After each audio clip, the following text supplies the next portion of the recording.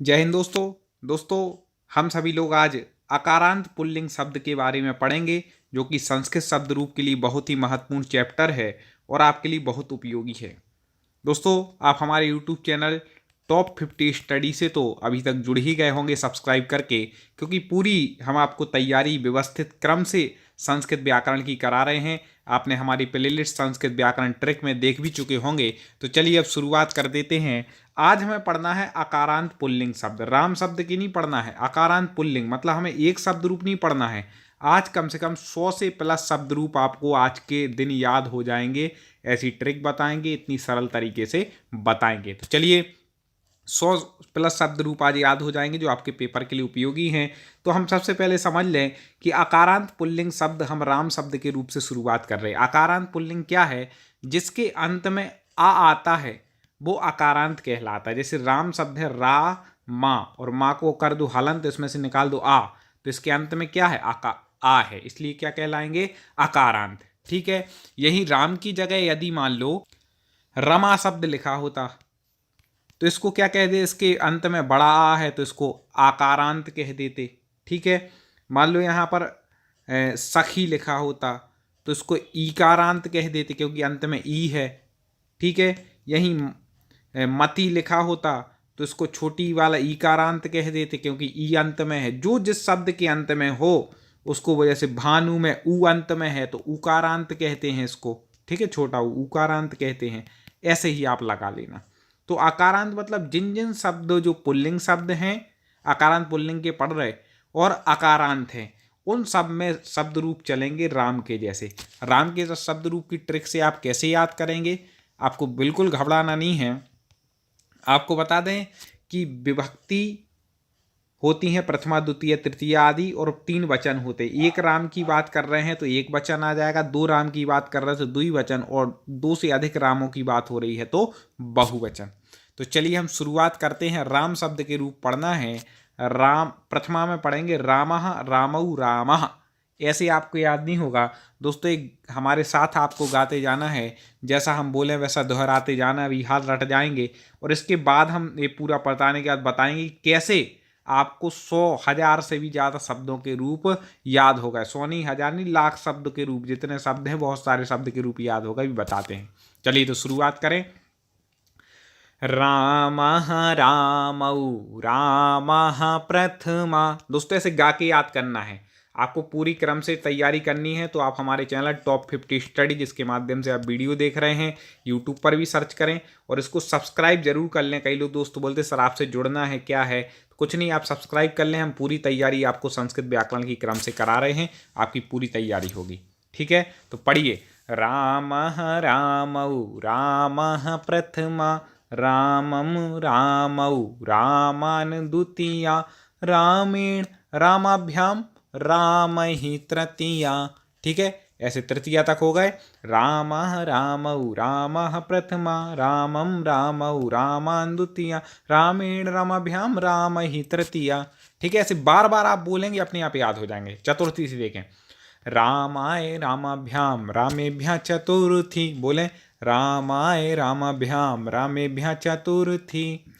रामात् रामाभ्याम रामेभ्यः पंचमी। रामात् रामाभ्याम रामेभ्यः पंचमी।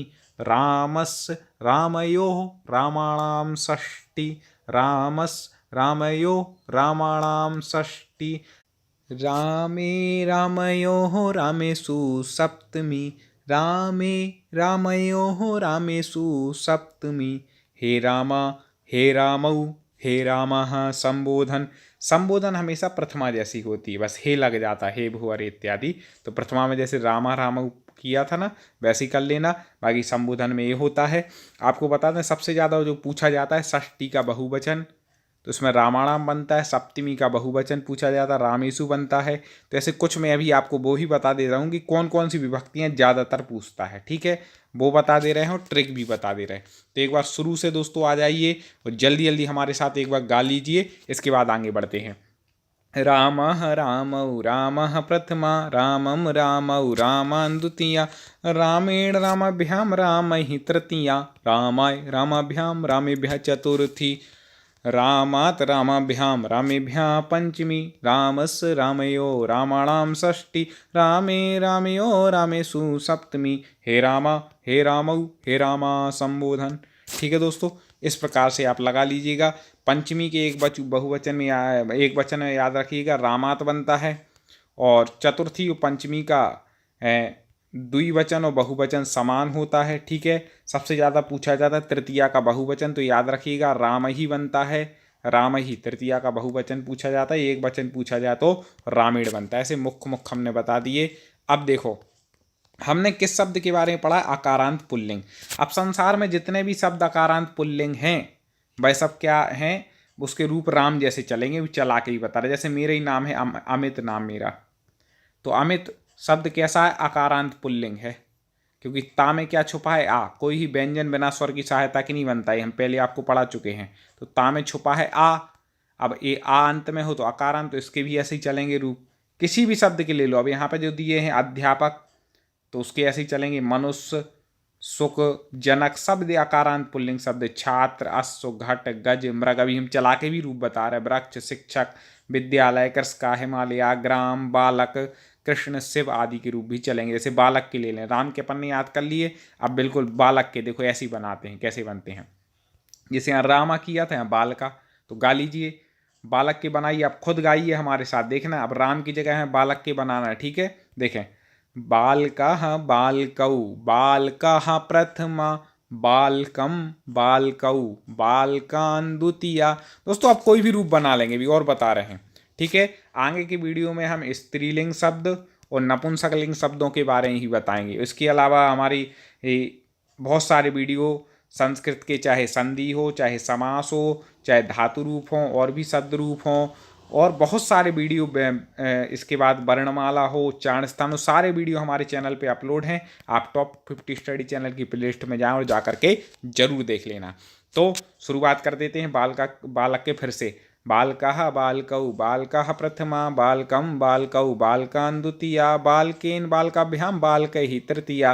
अब कई लोग सर सोच रहे होंगे, आप लोग सोच रहे होंगे सर आपने बालकिन क्यों बोला, यहाँ तो ड़ा है, यहाँ ना क्यों आया। तो वो रूप समझाना था हमें कि जिस शब्द में री, रा और सा दिख जाए तो वहाँ पर हमें ना को डा कर देना है। वह इतना याद रख लो आप, ज़्यादा हम डिटेल में नहीं पढ़ा रहे, कठिन हो जाएगा। इतना हमारा शॉर्ट ट्रिक याद रखना कि जिसमें री, रा और सा हो जाए वहाँ पर ना को डा करना है, नहीं जिसमें ये सब नहीं है तो ना करना है। जैसे देखो आप, राम, राम शब्द है, इसमें रा है, और री रा सा में से आना है तो रा आ गया, इसलिए अपन ने रामीण कर दिया रामीण की जगह। और बालक में बालकीन किया, क्यों किया, क्योंकि इसमें री, रा और सा में से कुछ भी नहीं है, इसलिए ना आया। तो याद रखिएगा तृतीया में। बालकेन बालकाभ्याम बालकैः तृतीया बालकाय बालकाभ्याम बालकेभ्यः चतुर्थी बालकात् बालकाभ्याम बालकेभ्यः पंचमी बालकस् बालकयो बालका नाम षष्ठी। ठीक है, यहाँ भी नाम होगा, बाल का नाम पढ़ेंगे, नाम नहीं पढ़ेंगे, क्योंकि री रा सा जिसमें आता है केवल हम उन्हीं में क्या पढ़ते हैं, नाकू डा करते हैं। ठीक है, बाकी में नहीं करेंगे। और बाल के बालकयो बालकेषु सप्तमी हे बालकाः हे बालकौ हे बालकाः संबोधन। इस प्रकार से ऐसी छात्र के छात्राः छात्रौ छात्राः प्रथमा, अश्व के अश्वाश्वौ अश्वः प्रथमा, मृग के मृगाः मृगौ मृगाः प्रथमा, शिक्षक के शिक्षिका शिक्षिकौ शिक्षिकाः प्रथमा।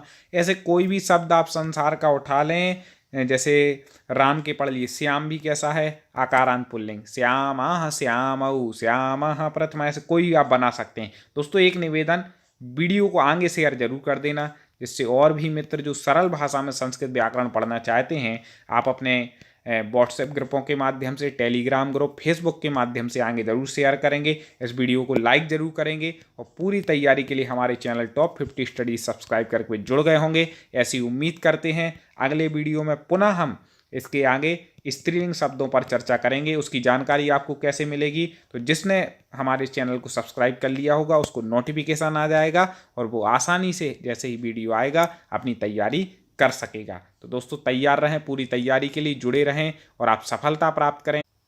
एक बात और मैं अपने सभी सब्सक्राइबरों को बता दूं कि कई लोग पूछते हैं सर क्लास का टाइम क्या है, तो आपको बता दें कि 2 क्लास तो बिल्कुल रेगुलर चलती हैं, एक सुबह 8:30 बजे और एक रात को 9:45 पे। ये तो हमारी क्लासें मिलती ही हैं। इसके बाद दोपहर में कभी 1 बजे हम वीडियो डालते हैं, कभी 2 बजे वो अपलोड रहता है, वो क्लियर नहीं रहती। बाकी 2 क्लासें जो डेली हैं। इसके बाद दोपहर में 1 बजे की भी आप क्लास देख सकते हैं और रात को 8 बजे भी, जिस दिन मैं फ्री रहता हूँ, क्लास लेता हूँ। ऐसे 3-4 क्लासें आती हैं, तो आप वो ज़रूर देखें, आपकी पूरी तैयारी परफेक्ट हो जाएगी। तो चलिए अगली वीडियो पुनः मुलाकात करेंगे। जय